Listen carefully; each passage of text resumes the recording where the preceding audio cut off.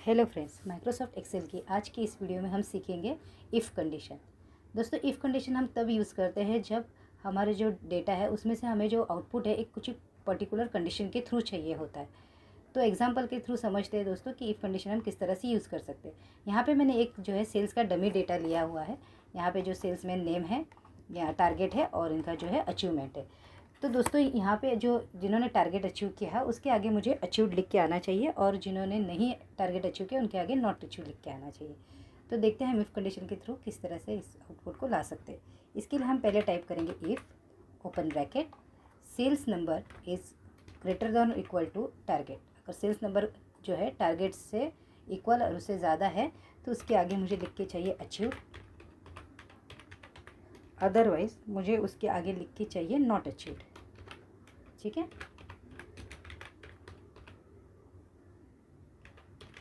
दोस्तों, ध्यान रखिए जब भी हम कंडीशन जो टेक्स्ट में कंडीशन देते हैं उसे हमें इन्वर्टेड कॉमा में ही टाइप करना है। ठीक है। देखिए यहाँ पे जो है जिन्होंने भी टारगेट अचीव किया उसके आगे लिख के आएगा टारगेट अचीव्ड और जो है जिसने नहीं अचीव किया उसके आगे नॉट अचीव्ड लिख के आएगा। दोस्तों, इसी तरह से जो है हम इफ़ कंडीशन के साथ मल्टीपल कंडीशन देके स्लैबिंग कर सकते हैं या बकेटिंग कर सकते हैं। जैसे कि ये सेल्स नंबर है, इनमें से जिन्होंने भी जो है अपने इस जो मैंने यहाँ पे कुछ बकेट बना के रखे हैं, इस बकेट के आगे जिन्होंने अचीव किया उसके आगे ये बकेट लिख के आना चाहिए। जैसे कि फॉर एग्जांपल किसी ने अगर जो टारगेट है अबव 5000 किया है या ग्रेटर देन 5000 किया है, वहाँ पे मुझे लिख के चाहिए अबव 5000, या जिन्होंने अप टू 1000 किया उसके आगे अप टू 1000 चाहिए। तो देखते ही इफ़ कंडीशन की तरह हम मल्टीपल जो कंडीशन देके किस तरह से स्लैबिंग कर सकते हैं। इसके लिए दोस्तों हम पहले टाइप करेंगे इफ़ फर्स्ट कंडीशन अगर सेल्स नंबर जो है वो लेस देन और इक्वल टू 1000 है। दोस्तों, आप इसको जो है यहाँ पे लिंक भी कर सकते हैं नंबर टाइप करके और सेल को फ्रीज करके भी आप यूज़ कर सकते हैं। यहाँ पे मैंने टाइप किया है if sales number is less than और ग्रेटर देन लेस देन और इक्वल टू 1000 है तो उसके आगे मुझे चाहिए अप टू 1 के जो भी सेल्स किया। अदरवाइज इफ़ हम उसको सेकेंड कंडीशन देंगे sales number is less than और इक्वल टू 2000 है। ठीक है, 1000 से 2000 के बीच जिसका है, यहाँ पे मैंने 1000 डाला तो नेक्स्ट हम 1000 टू 2000 की हमें कंडीशन है। तो यहाँ पे इफ़ जो sales amount is less than और इक्वल टू 2000 है तो यहाँ पे हम लिख के आएंगे 1 के टू 2 के। ठीक है। नेक्स्ट हम कंडीशन देंगे उसको इफ़ अगर ये कंडीशन फुलफिल नहीं होते तो उसके बाद वो नेक्स्ट कंडीशन चेक करेगा sales number is less than और इक्वल टू 5000 है तो उसके आगे मुझे लिख के चाहिए 2 के टू 5 के। ठीक है। अदरवाइज फिर हम उसको एक फोर्थ कंडीशन देंगे if sales number is greater than 5000। ध्यान रखिए यहाँ पे मैंने 5000 इक्वल टू में डाला है लेस देन और इक्वल टू, तो मैं यहाँ पे सिर्फ अभी ग्रेटर देन 5000 डालूंगी। If sales number is greater than 5000 तो सिंपली यहाँ पे मुझे लिख के चाहिए अबव 5000 अबव 5 के। ठीक है।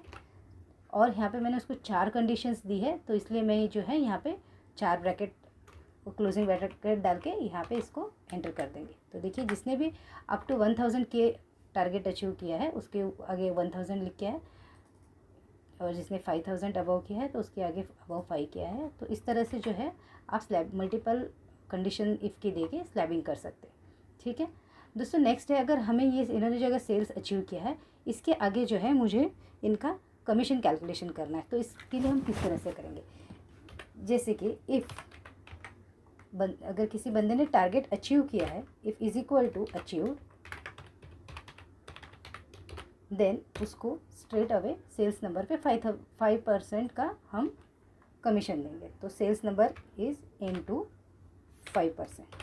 ठीक है।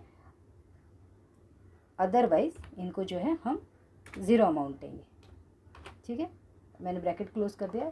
फॉर्मूला ध्यान से देखिए इफ़ सेल्स अगर उन्हें अचीव किया टारगेट अचीव किया है तो उसको सेल्स नंबर के 5% मिलेंगे, अदरवाइज उनको ज़ीरो अमाउंट मिलेगी। तो यहाँ पे मैंने एंटर कर दिया तो इन्होंने सेल्स टारगेट अचीव नहीं किया तो इनको ज़ीरो अमाउंट मिली है। जैसे कि ये सेकंड जो बॉब है इन्होंने टारगेट अचीव किया तो इनके जो भी सेल्स नंबर है उस पर उनको जो है 5% का कमीशन मिलेगा। तो आप इस तरह से जो है अपना कमीशन भी कैलकुलेशन कर सकते हैं।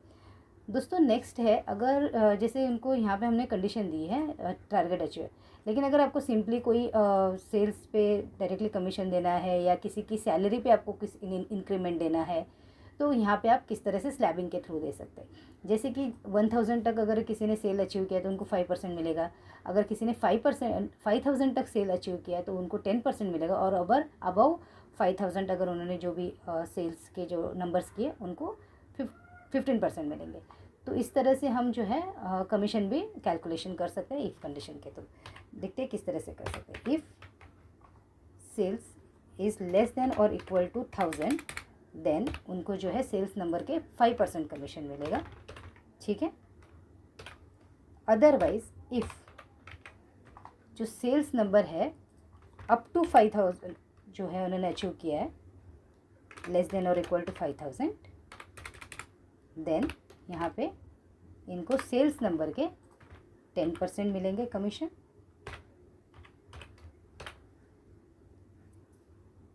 Otherwise if sales number is greater than 5000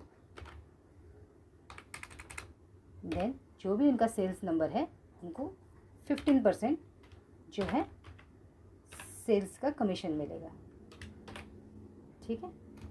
तो हमने यहाँ पे 3 कंडीशन दी थी, तो 3 जो है मैं क्लोजिंग ब्रैकेट डालूंगी और इसको एंटर कर दूंगी। तो देखिए यहाँ पे जिन्होंने भी अपने स्लैब के अंदर टारगेट अचीव किया है, अपना सेल्स नंबर किया है, उसी तरह से उनका जो है कमीशन कैलकुलेशन हो जाएगा, ठीक है।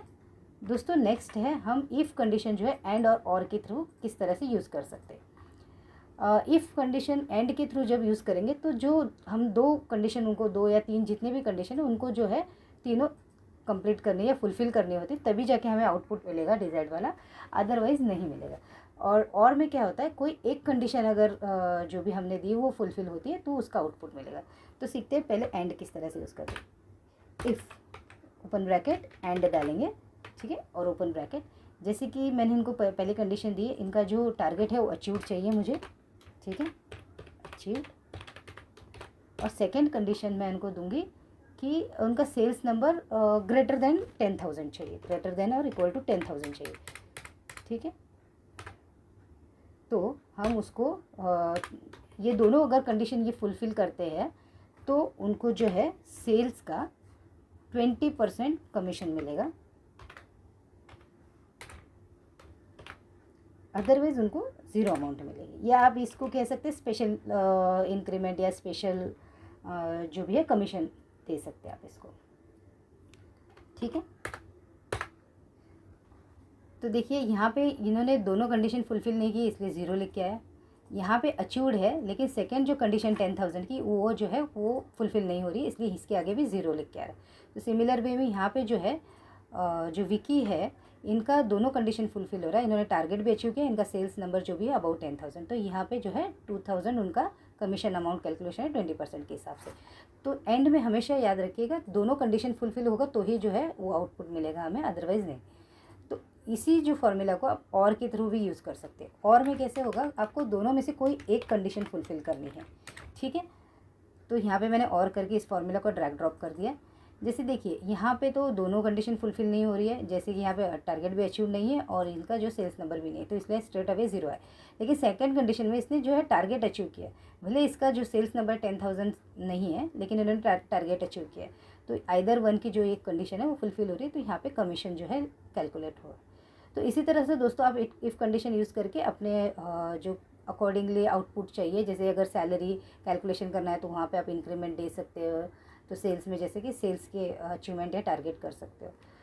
तो दोस्तों आगे आने वाली वीडियो में हम इफ़ कंडीशन के through some if, count if या इफ़ एरर किस तरह से यूज़ करेंगे वो सीखेंगे। फिलहाल दोस्तों अगर आपको ये वीडियो हमारा इन्फॉर्मेटिव लगा तो अपने दोस्तों के साथ प्लीज़ शेयर कीजिए और हमारे चैनल को सब्सक्राइब कीजिए। और आपके जो वैल्यूएबल टाइम देने के लिए धन्यवाद। Thank you very much.